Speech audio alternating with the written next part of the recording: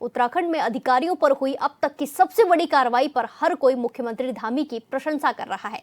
वहीं एचएनएन से बातचीत पर कैबिनेट मंत्री रेखा आर्य ने कहा कि हमारी सरकार जीरो टॉलरेंस की नीति पर काम कर रही है। प्रदेश को भ्रष्टाचार मुक्त बनाना धामी सरकार का उद्देश्य है।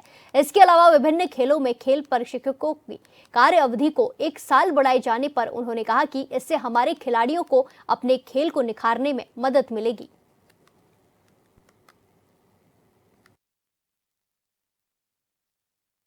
मुख्यमंत्री पुष्कर सिंह धामी ने एक बड़ा प्रहार करते हुए भ्रष्टाचार पर काफ़ी काम किया है, जिसके तहत अगर हम बात करें तो हरिद्वार जमीन घोटाले में 2 आईएएस, 1 पीसीएस सहित 12 लोग सस्पेंड हुए हैं। बीजेपी के जो तमाम जो नेता हैं उनकी तरफ से आपने बयान सुने हैं। अगर हम बात करें उत्तराखंड के कैबिनेट मंत्री रेखा आर्य जी की, उनका क्या इस पर स्टैंड है, किस तरीके से उस चीज़ को देखती हैं? मैम, जिस तरीके से कार्रवाई मुख्यमंत्री पुष्कर सिंह धामी ने हरिद्वार जमीन घोटाले में की है, किस तरीके से आप इस चीज़ को देखती हैं? देखिए, माननीय मुख्यमंत्री जी का भ्रष्टाचार के विरुद्ध जो हमेशा उनका एक लक्ष्य रहा है कि हम ज़ीरो टॉलरेंस के साथ काम करेंगे। मैं समझती हूँ कि उसी नीति का एक कड़ा संदेश जो है आज गया है।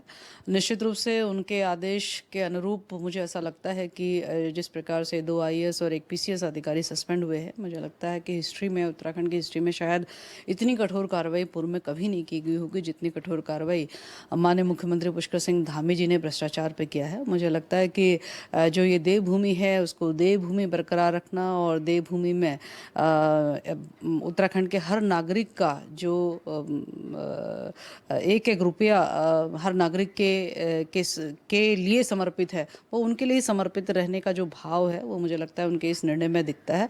मैं समझती हूँ कि इस प्रकार का हरिद्वार की घटना से शेष जनपद भी सबक लेंगे और इस प्रकार की पुनरावृत्ति आगे भविष्य में ना हो, इसलिए भी ये कठोर निर्णय किया जाना बहुत आवश्यक था।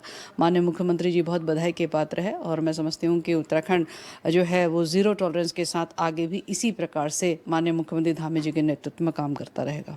मैम, खेल कोचों की बात करें तो उनको जो उनको सेवा को जो है बहाल करते हुए उनको 1 साल का रखा गया।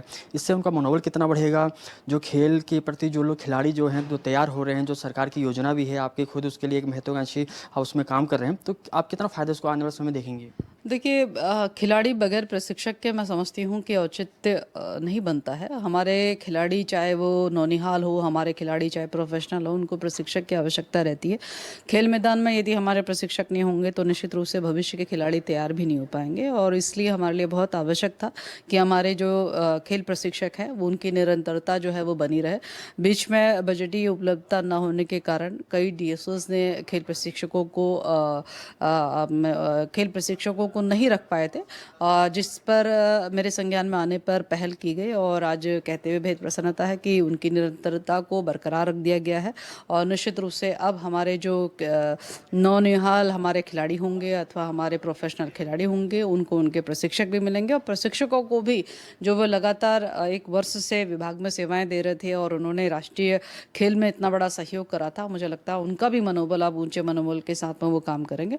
मैं समझती हूँ कि दोनों तरफ से, प्रशिक्षकों की तरफ से भी और खिलाड़ियों की तरफ से भी, दोनों के लिए ये बहुत हितकारी निर्णय रहा है और जिसके लिए मैं माननीय मुख्यमंत्री जी का धन्यवाद करती हूँ कि इस प्रकार के निर्णय उनकी ओर से लगातार होते रहे हैं और निश्चित रूप से तभी हमारा ये देवभूमि जो है वो खेल भूमि भी बनेगा।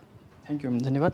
तो ये थी हमारे साथ उत्तराखंड की कैबिनेट मंत्री रेखा आर्य जी, जिनका साफ तौर पर कहना है कि जीरो टॉलरेंस की नीति पर राज्य सरकार काम कर रही है और इसी का नतीजा रहा है कि हरिद्वार भूमि घोटाले में तमाम जो 2 पीसीएस आईएएस है, जो 12 लोगों को सस्पेंड किया गया और सरकार इसी नीति पर आगे भी काम करती हुई नजर आएगी। देहरादून से वीडियो जर्नलिस्ट तिलक शर्मा के साथ अमित रतूड़ी, एचएन 24/7।